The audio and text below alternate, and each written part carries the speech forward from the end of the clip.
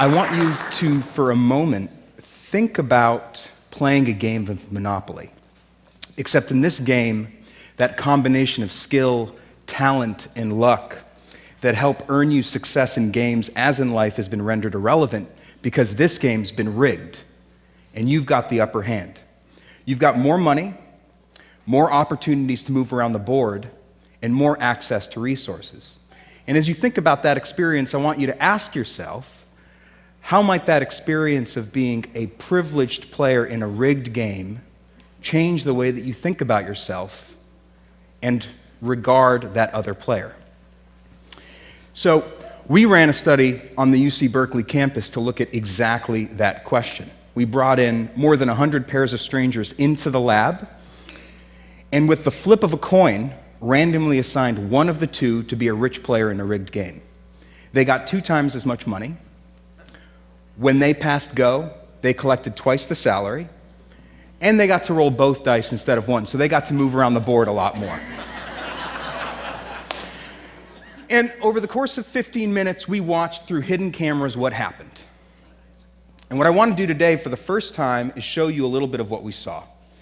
You're going to have to pardon the sound quality in some cases because, again, these were hidden cameras, so we've provided subtitles. How many 500s did you have? Just one. Are you serious? Yeah. I have 3. I don't know why they gave me so much. Okay, so it was quickly apparent to players that something was up.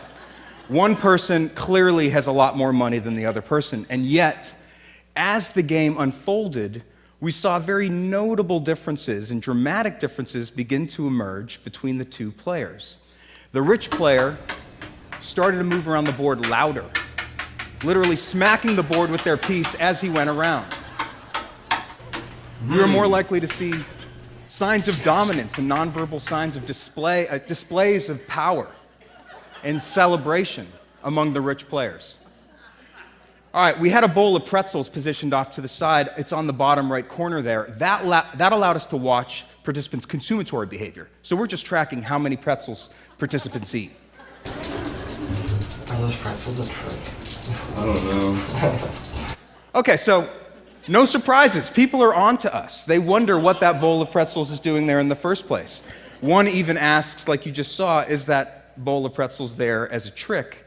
And yet, despite that, the power of the situation seems to inevitably dominate, and those rich players start to eat more pretzels. I'm gonna try pretzels. I love pretzels.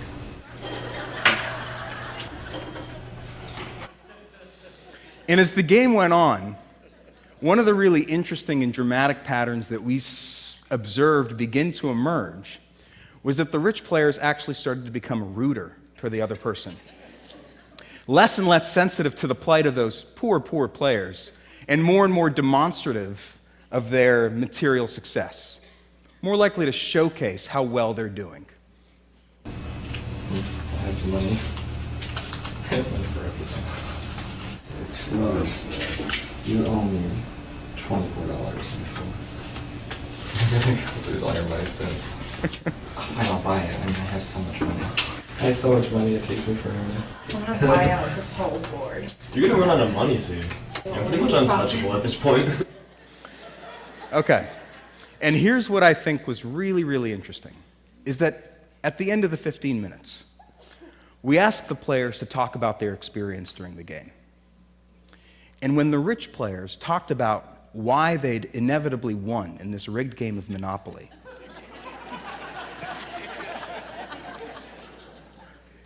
they talked about what they'd done to buy those different properties and earn their success in the game.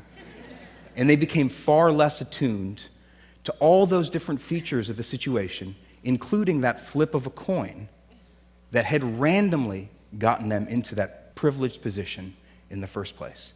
And that's a really incredible insight into how the mind makes sense of advantage. Now, this game of Monopoly can be used as a metaphor for understanding society and its hierarchical structure, wherein some people have a lot of wealth and a lot of status, and a lot of people don't. They have a lot less wealth, and a lot less status, and a lot less access to valued resources. And what my colleagues and I for the last 7 years have been doing is studying the effects of these kinds of hierarchies. What we've been finding across dozens of studies and thousands of participants across this country is that as a person's levels of wealth increase, their feelings of compassion and empathy go down. And their feelings of entitlement, of deservingness, and their ideology of self-interest increases.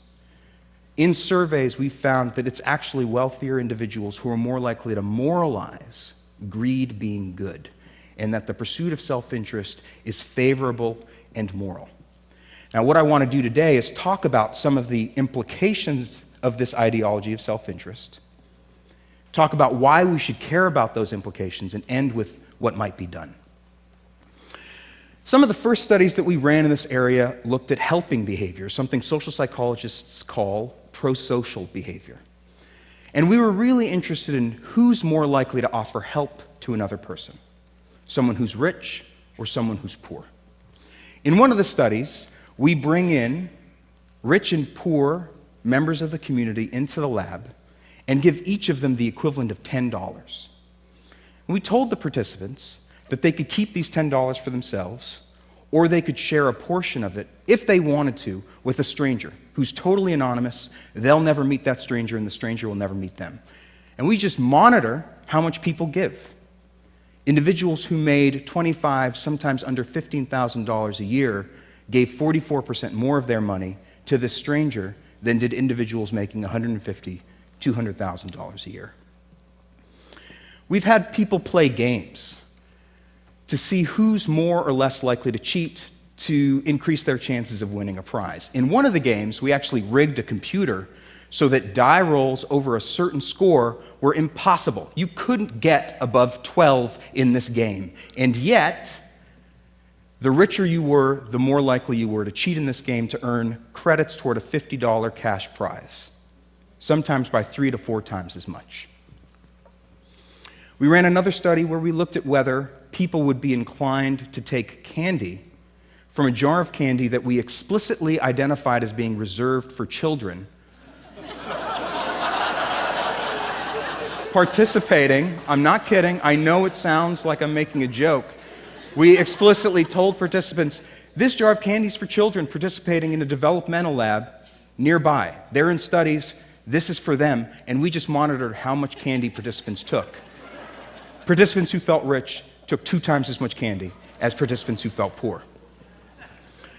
We've even studied cars, not just any cars, but whether drivers of different kinds of cars are more or less inclined to break the law. In one of these studies, we looked at whether drivers would stop for a pedestrian that we had posed waiting across at a crosswalk. Now in California, as you all know, because I'm sure we all do this, it's the law to stop for a pedestrian who's waiting to cross.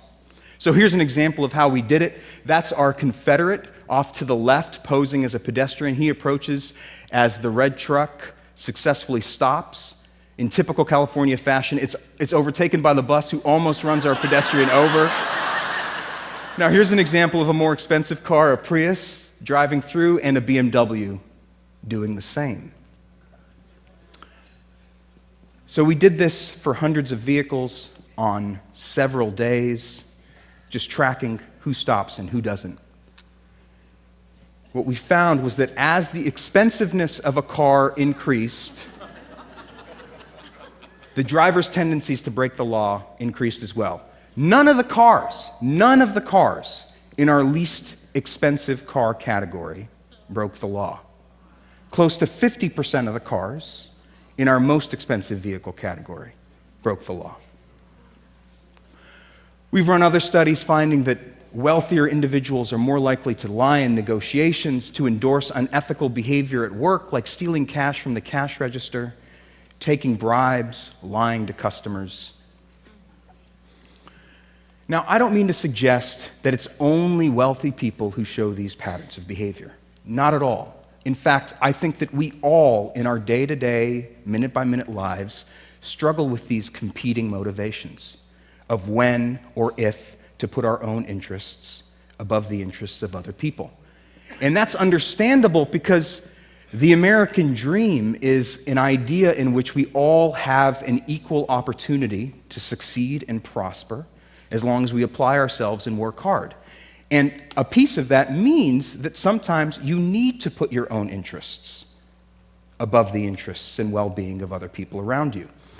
But what we're finding is that the wealthier you are, the more likely you are to pursue a vision of personal success, of achievement and accomplishment to the detriment of others around you. Here I've plotted for you the mean household income received by each fifth and top 5% of the population over the last 20 years.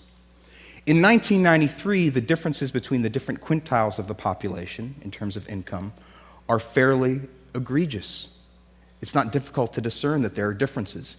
But over the last 20 years, that significant difference has become a Grand Canyon of sorts between those at the top and everyone else. In fact, the top 20% of our population own close to 90% of the total wealth in this country. We're at unprecedented levels of economic inequality.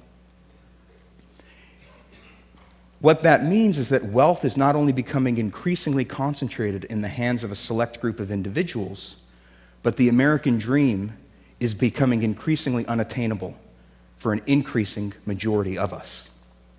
And if it's the case, as we've been finding, that the wealthier you are, the more entitled you feel to that wealth, and the more likely you are to prioritize your own interests above the interests of other people and be willing to do things to serve that self-interest, well, then there's no reason to think that those patterns will change. In fact, there's every reason to think that they'll only get worse. And that's what it would look like if things just stayed the same at the same linear rate over the next 20 years. Now, inequality, economic inequality, is something we should all be concerned about, not just because of those at the bottom of the social hierarchy, but because individuals in groups with lots of economic inequality do worse. Not just the people at the bottom, everyone. There's a lot of really compelling research coming out from top labs all over the world showcasing the range of things that are undermined as economic inequality gets worse. Social mobility, things we really care about, physical health, social trust, all go down as inequality goes up. Similarly, negative things in social collectives and societies. Things like obesity and violence, imprisonment and punishment are exacerbated as economic inequality increases. Again, these are outcomes not just experienced by a few, but that resound across all strata of society. Even people at the top experience these outcomes. So, what do? This cascade of self-perpetuating, pernicious, negative effects could seem like something that's spun out of control, and there's nothing we can do about it. Certainly nothing we as individuals could do. But in fact, we've been finding in our own laboratory research that small psychological interventions, small changes to people's values, small nudges in certain directions can restore levels of egalitarianism and empathy. For instance, reminding people of the benefits of cooperation or the advantages of community cause wealthier individuals to be just as egalitarian as poor people.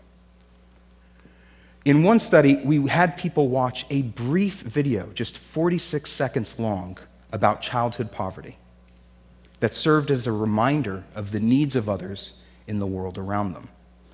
And after watching that, we looked at how willing people were to offer up their own time to a stranger presented to them in the lab who was in distress.